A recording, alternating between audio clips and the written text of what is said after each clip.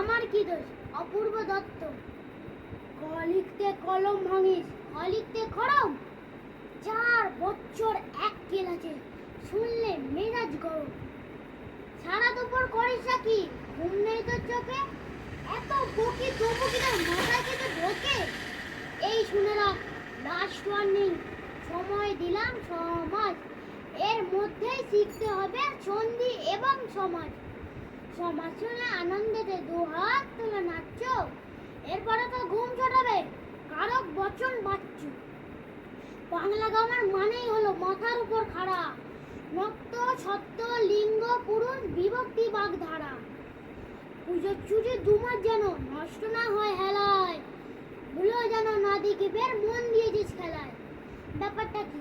ঠায় দাঁড়িয়ে দেখছিস কিছু নেই, ছুটতে গিয়ে ব্যাকরণটা নিয়ে আয় তো এক্ষুনি। পাচ্ছিস না?